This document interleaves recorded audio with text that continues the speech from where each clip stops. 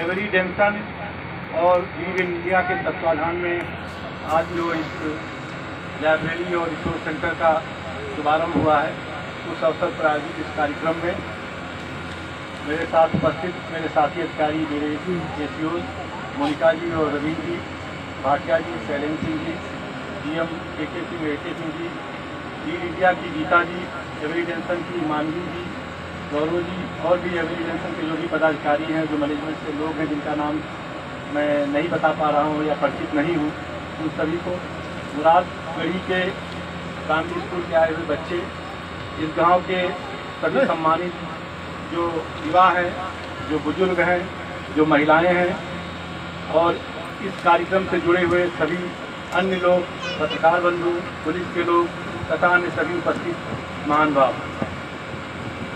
देखिए, यहाँ आकर के एक इस बात की अनुभूति हुई कि कैसे अब हमारी इंडस्ट्रीज़ जो हैं, जो नई नई इंडस्ट्री आ रही हैं, वो कम्युनिटी से जुड़ने के लिए कैसे प्रयास कर रही हैं। और कम्युनिटी से जुड़ने का ये बहुत ही सार्थक प्रयास है। भले ये प्रयास प्रारंभ में आपको लग रहा है कि अभी एक स्केल पे आया है, फर्स्ट स्केल पे है या बेसिक शुरू हो रहा है, लेकिन इसका आने वाला कल बहुत ही बड़ा होगा, इसका स्केल बहुत ज़्यादा होगा। और जैसे अलग अलग आपने सेगमेंट बनाए हैं, स्विमिंग के लिए, स्टिचिंग के लिए और कंप्यूटर की शिक्षा के लिए, लाइब्रेरी में पठन पाठन के लिए, किताबों के साथ इंटरेक्शन के लिए, इसको आगे ले जाने की ज़रूरत है। आज जो आपने काम किया है वो बहुत ही सराहनीय है और उसके लिए मैं आप सबको, एवरी डेंसन को और जो लीग इंडिया के लोग उनको बहुत बहुत बधाई देता हूँ और बहुत बहुत शुभकामनाएं देता हूँ। देखिए, कंप्यूटर का ज्ञान बहुत ही ज़रूरी है। आप जिस युग में जी रहे हैं वो कंप्यूटर का युग है। हम लोगों के ज़माने में तो कंप्यूटर शब्द ही नहीं था, फिर भी हम सब लोगों ने उसको समय के साथ सीखा और अपने को अडाप्ट किया, क्योंकि अगर अडाप्ट नहीं करेंगे तो गायब हो जाएंगे, अपने आप से भी और समाज से भी और समय से भी। तो अगर आप सर्वाइव करना चाहते हैं तो सर्वाइवल के जरूरी है कि जो टेक्नोलॉजी आ रही है, जो इनोवेशन आ रहा है, जो चेंजेस हो रहे हैं जो समाज में, उस सबको आप अडाप्ट करिए, उसके साथ चलिए। तो ये बहुत ही सार्थक कदम है और इस सार्थक कदम से एवरी डेंसन ने इस बात को स्थापित किया है कि वास्तव में वो CSR एक्टिविटी में प्रभावी ढंग से हिस्सेदारी अपना करना चाहते हैं और भाग लेना चाहते हैं। अभी उनकी इंडस्ट्री शुरू होगी जिसमें स्थानीय लोगों को भी रोजगार के अवसर मिलेंगे, आप लोगों को भी अपने अपने रोजगार के लिए, जीविकोपार्जन के लिए आपकी स्किल के अनुसार अगर आपका स्किल है तो मिलेगा। इसके अलावा जो हमारी दूसरी जो महिलाएं आई हैं और जो बच्चियां आई हैं, उनके लिए यहाँ रोजगार के बहुत सारे अवसर उपलब्ध होने जा रहे हैं। अभी आपके पास में ही सेक्टर 29 में बहुत बड़ा अपहरण पार्क बन रहा है, जिसमें कम से कम 3 लाख महिलाएं, जिसमें 80% होंगी, लोगों को रोजगार मिलेगा। जो कपड़े का व्यापार होगा, कपड़े का उत्पादन होगा, और ये अगर आप स्टिचिंग यहाँ सीखेंगे, एम्ब्रॉयडरी सीखेंगे, इनके साथ और जो विधा जो स्किलें सिखाएंगे उसको सीखेंगे, तो आपका एम्प्लॉयमेंट आपके गांव के पास ही हो जाएगा, यहीं पर आपको जॉब मिल जाएगा। तो आपके गांव के लोगों को बताना चाहता हूँ कि ये एक बहुत अच्छा अवसर आपको उपलब्ध कराया जा रहा है कि आप इससे जुड़िए, अपने बच्चों को कंप्यूटर की शिक्षा दिलवाइए, अपने बच्चों को सिलाई, बेटियों को सिलाई की शिक्षा दिलवाइए। तो उससे जो है इनको रोजगार इनके लिए ऑलरेडी इसके द्वार पे है। तो 30 जून से अपहरण पार्क को में ड्यूटी शुरू हो जाएगी, तो अगले 6 महीने बाद यहाँ पर रोजगार के अवसर उपलब्ध होंगे। तब तक आप अपना सर्टिफिकेशन कोर्स या डिप्लोमा कोर्स जो भी जैसी स्थिति को प्राप्त कर सकते हैं। आपको मैं ये भी बताना चाहता हूँ कि इसी गाँव की ज़मीन में हम लोग एक बहुत बड़ा स्किल यूनिवर्सिटी बनाने जा रहे हैं और उत्तर प्रदेश सरकार के साथ एडा ने 10 एकड़ जमीन निःशुल्क दी है, जिसकी खरीद भी हो गई है और यूपी गवर्नमेंट यहाँ पर एक स्किल यूनिवर्सिटी बनाएगी। तो जो आज आप लोग देख रहे हैं, इसी के साथ आगे कंधे से कंधा मिलाते हुए सरकार भी चाहती है वो स्किल अपग्रेडेशन के लिए लोगों के, स्थानीय लोगों के लिए रोजगार के अवसर पैदा हो सके, वैसी व्यवस्थाएँ कराएं। जब हम स्किल यूनिवर्सिटी की बात करेंगे तो फैक्ट्री में काम करने का स्किल, ITI का स्किल, वैल्यू एडिशन का स्किल, स्टिचिंग का स्किल, हैंडीक्राफ्ट का स्किल, डाटा पार्क में काम करने का स्किल, कंप्यूटर के स्किल, तो सारी स्किल उसमें समाहित होंगे। और लेदर इंडस्ट्री में जैसे काम करने का क्या स्किल है, फुटवियर डिजाइनिंग में क्या स्किल है, तो सारी की ट्रेनिंग उस स्किल यूनिवर्सिटी में होगी। एक बहुत बड़ा सेंटर स्किल यूनिवर्सिटी का इसी मुरादगढ़ी में बनने जा रहा है 10 एकड़ में। जो कि आप लोगों के लिए रोजगार की असीम संभावनाएं उत्पन्न करेगा। अगले 1 साल में यूनिवर्सिटी जो है बननी शुरू हो जाएगी। छात्र बजट में सरकार ने उसका प्राविधान किया है, तो लेकिन एवरी जंक्शन और रीड इंडिया ने आगे बढ़कर के शुरुआत कर दी है, तो क्रेडिट अब आपको जाता है, हम लोग आपको फॉलो करेंगे और ये बहुत अच्छा अवसर है कि इस अवसर पर मैं यहाँ आया हूँ।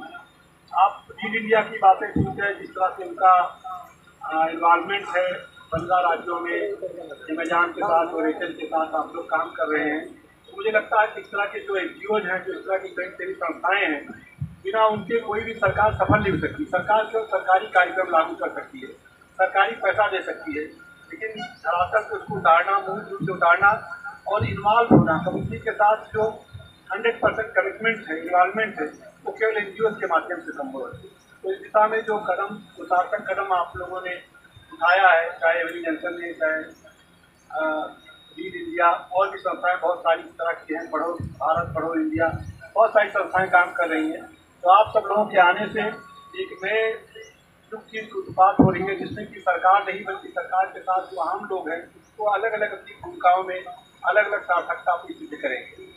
इस अवसर पर मैं मुरारगढ़ी के लोगों के लिए विशेष तौर से उनके लिए बहुत शुभकामनाएं देता हूँ। उनका भविष्य उज्ज्वल हो, उनके बच्चों का भविष्य उज्ज्वल हो। इस गांव में कोई भी, अभी मैं आया तो मुझे देख के बड़ा दुख हुआ कि रोड की स्थिति बहुत खराब थी और मुझे बताया गया कम्युनिटी सेंटर नहीं है। तो मैं के सिंह आपसे कहता हूँ, आज ही मैं कम्युनिटी सेंटर यहाँ विकसित करता हूँ, आप कम्युनिटी सेंटर यहाँ बनाइए और रोड सेंटर बना रहे हैं और वहाँ आने के लिए मार्ग इतना सकरा रहेगा तो फिर इसका कोई फायदा नहीं।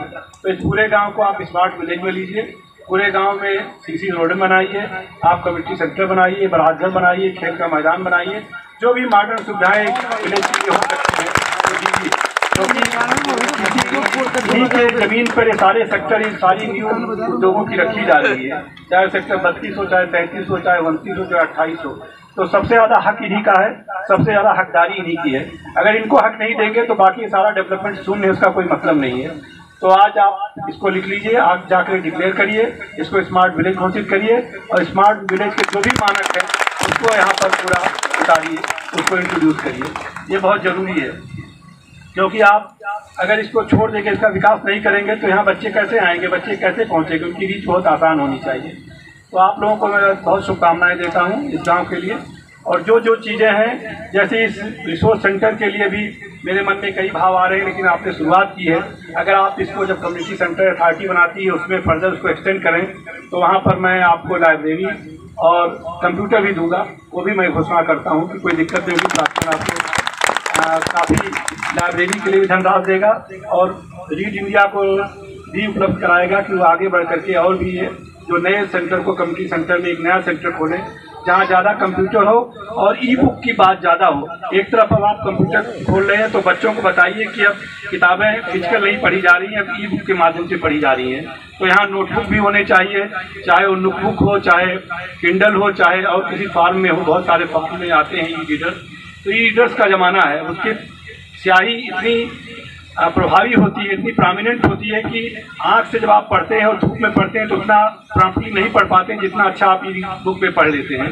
तो ई बुक को भी इंट्रोड्यूस करिए, क्योंकि अगर बच्चे आएँ तो लाइब्रेरी के साथ तो ई बुक में भी किताबें पढ़ सकें। ई बुक में फ़ायदा यह है कि उसमें बहुत कम पैसे में हज़ारों और लाखों की संख्या में किताबें उपलब्ध हैं। एक ई बुक में आपको कम से कम 10 लाख किताबें डाउनलोड फ्री मिल जाएंगी। और अगर आप उसमें कुछ स्पेसिफिक किसी कोर्स करिकुलम की चीज़ें लेना चाहते हैं तो भी आपको बहुत आसानी से उपलब्ध हो जाएंगी, बहुत कम पैसे से। तो ज़रूर उसको इंट्रोड्यूस करिए। तो आप जो आज 1000 पुस्तकों की लाइब्रेरी कर रही हैं, ये बढ़ बढ़ के अपने आप इसकी संख्या 10 करोड़ के आसपास हो जाएगी। तो please introduce E book system in your library, that is my request. आप सभी लोग जो आज के कार्यक्रम से जुड़े हैं, आप सबकी सहभागिता के लिए मैं आपका आभार करता हूं और आप सबको बधाई देता हूं। यहाँ के बच्चे अपने जीवन में बहुत आगे बढ़ें और उनको इनका जो सपना है वो पूरा हो गया। मुझे बताया गया कि इनके सपने बड़े हैं, कोई पुलिस अफसर बनना चाहता है, कोई IAS बनना चाहता है, लड़कियाँ जो हमारे सामने बच्चे बैठे हैं, और कोई IPS बनना चाहता है। बच्चे सब आप ही लोगों में से बनते हैं। हम सब लोग भी गांव के स्कूल में पढ़ के प्राइमरी स्कूल में बड़े हुए हैं और पढ़े हैं। हम लोगों ने भी कहीं कॉन्वेंट एजुकेशन नहीं किया है। हम भी स्लेट पे घिस करके, अपनी शाही की दावत घिस करके और कन्वर के कलम से जो है लिख करके स्याही से हम लोग भी पढ़ करके बढ़े हुए, हम लोगों ने भी योग्यता पाई है, तो आप भी कर सकते हैं, इसमें कोई दो राय नहीं है। जो प्रतिभा होती है वो किसी चीज के प्रति वो नहीं होती कि आपको ये सुविधा मिल जाएगी तभी आप में प्रतिभा आएगी। प्रतिभा गुलाम नहीं होती, प्रतिभा अपने आप होती है, अपने आप स्फुटित होती है, और उसका जब प्रकाश इतना तेज होता है कि उसके आगे सभी चीजें फीकी पड़ जाती हैं। तो आप सबका प्रकाश तेज हो, आप सबकी प्रतिभा अपने उत्कर्ष पे पहुंचे, मेरी बहुत बहुत शुभकामनाएं, और आज के कार्यक्रम के लिए बहुत बहुत शुभकामनाएं।